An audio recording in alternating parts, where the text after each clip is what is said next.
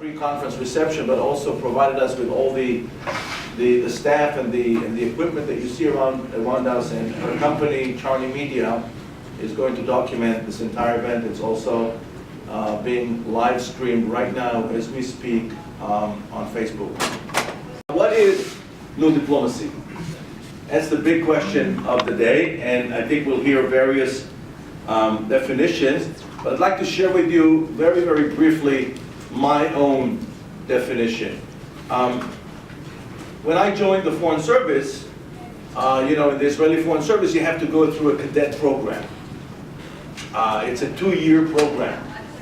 I never had a dream to become a diplomat. In fact, my dream was to become like my friend Brett Burns and Jack Baxter here, and later on Michelle Ochayon will be here. I wanted to be a documentarian, but I ended up becoming a diplomat for some reason.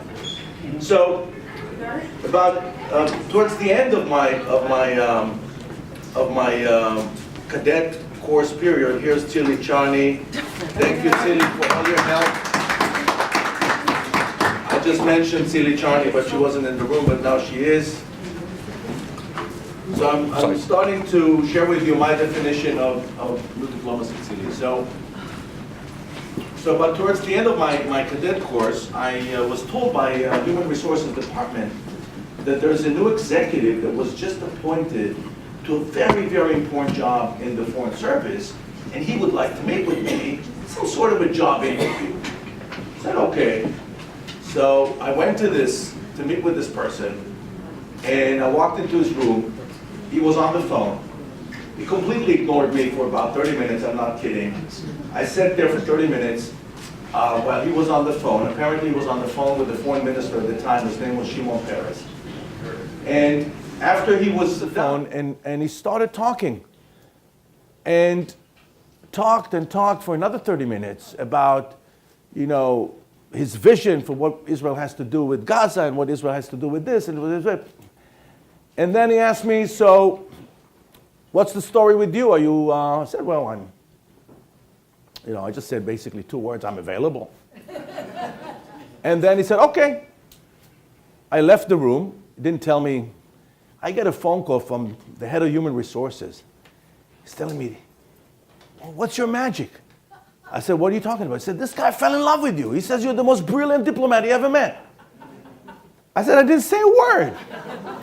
I just listened to him the whole time, which is really, in essence, diplomacy. The ability to listen, the ability to understand, not to be transactional. Don't approach people only when you need them. Build relationships exactly when you don't need them. Because when you need them, they'll be there for you. It's all about relationships. It's all about the ability to absorb and to learn and to be curious about the other. Someone told me, you don't win a relationship. You build a relationship. And this is one of the biggest lessons of diplomacy. So, about new diplomacy, let me just set the record. When you Google new diplomacy today, what you will find is perhaps this. This is what you will see. You will see definitions that speak about the non-centrality of government, how non-governmental organizations are now becoming more and more important. And this has been the case since the beginning since the wake of the Cold War, really. And that was the classic definition of new diplomacy. I would like to offer to you a much more inclusive definition of what is new diplomacy. But first, let's look at the traditional tasks of diplomacy. So the diplomat was expected to be a communicator, to collect intelligence, to represent his or her nation, to be able to conduct negotiations, to provide services like consular services, and to manage crisis. These are the classic assignments of diplomacy. And when we spoke about diplomacy, we had 2 different definitions of diplomacy. One was very high-level policy making, right? Like Kissinger. When we think of a diplomat, we think of Kissinger. But let me tell you the truth. Even Kissinger was never Kissinger. In other words, there is no such diplomacy. This is called policy making. The reason we call it diplomacy is because we don't understand what diplomacy is really all about. Diplomacy is a profession. It's not an occupation. It's a practice. People have to be trained to become diplomats. just by the fact that you deal with diplomatic materials doesn't make you a diplomat. It means that you're dealing with policy issues. And so the second definition is something that more relates to popular culture. When we say to people, "Oh, you are so diplomatic," we're trying to tell them two things. First of all, you're very polite. And secondly, you're probably not telling me the truth. What is diplomacy? The classic definition: the art of letting someone have it your way, or telling someone to go to hell in such a way that they ask you, when is the next bus leaving? These are all famous definitions of traditional diplomacy in popular culture.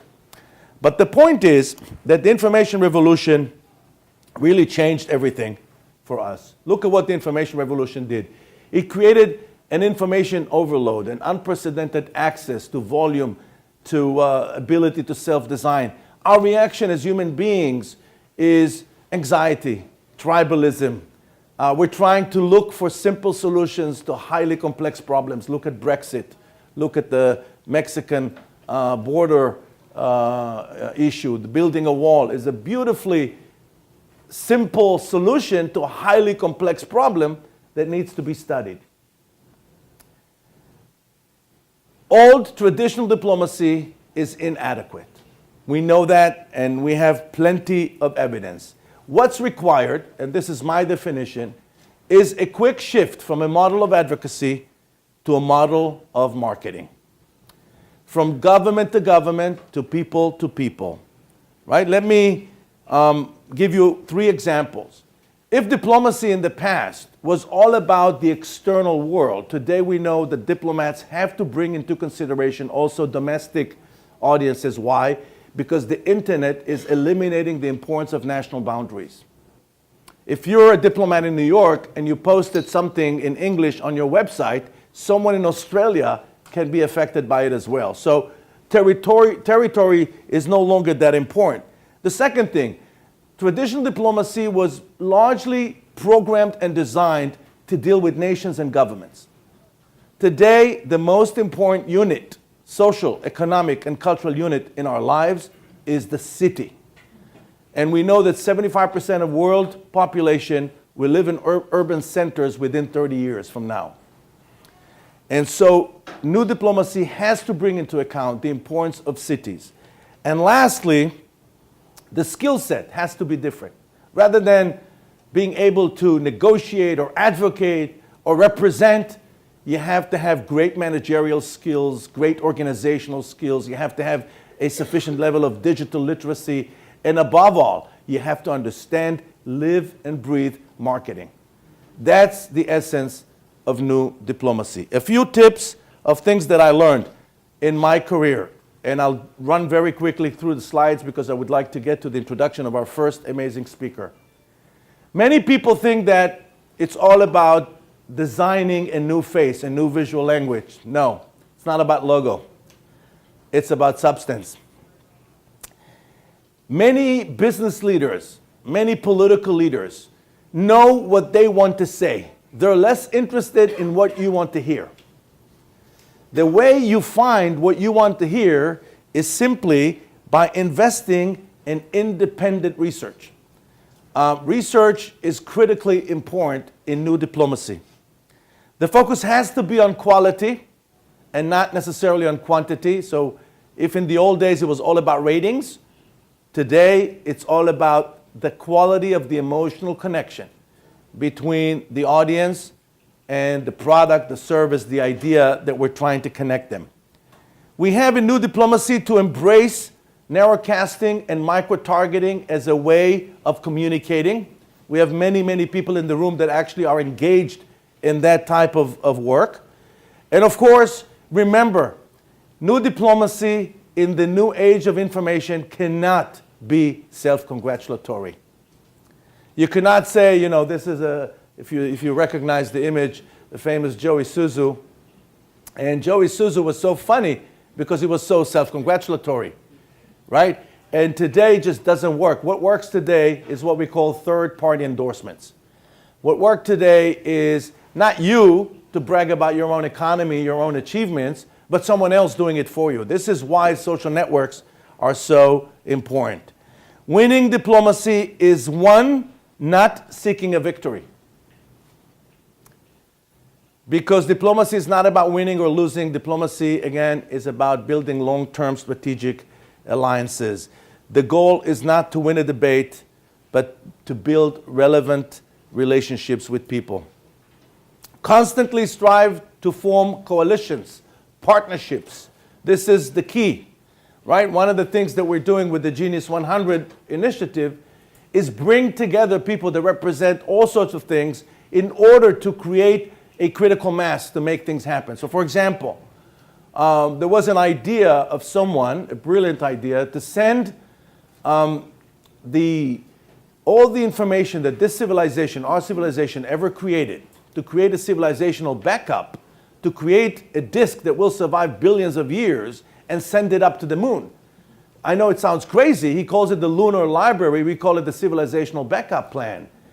And when he presented the idea at the G100 summit that Julie organized in Mexico a few months ago, you know, a lot of people didn't understand what he was talking about, but Charney did, and she made it possible for him. And today, although the spacecraft unfortunately crashed, but all the information our civilization ever created is on the moon right now on a disk the size of a nickel, made out of quartz.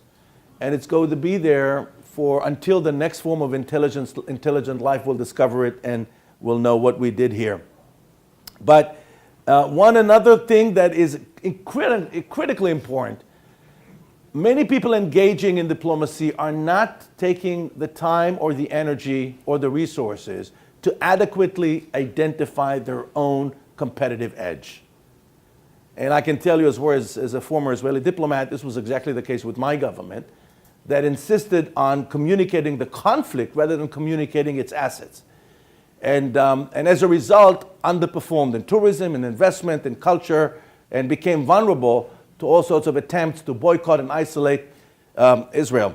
And so effective communications is not just identifying the competitive edge, but the ability to effectively communicate that. Embrace creativity. I cannot overemphasize the importance of creativity. By definition, traditional diplomacy is about conforming. It's not thinking out of the box, it's actually squeezing you into the box. That's what big, large organizations do.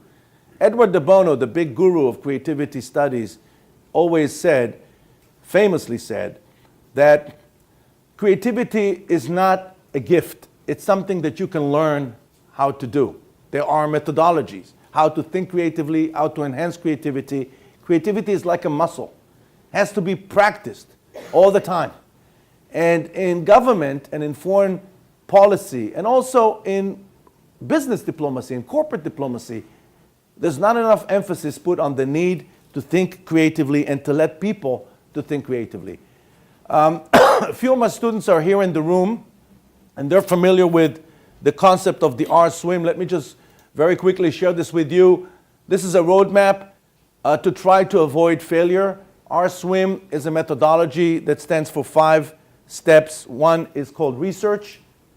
Second, strategy, work plan, implementation, and measurement. These are 5 necessary steps when you want to execute a plan, no matter what it is that you're planning. If you're planning to start a new technology company or build a new organization or create a new bank, like in the case of Scott, or open a restaurant, you have to do your research.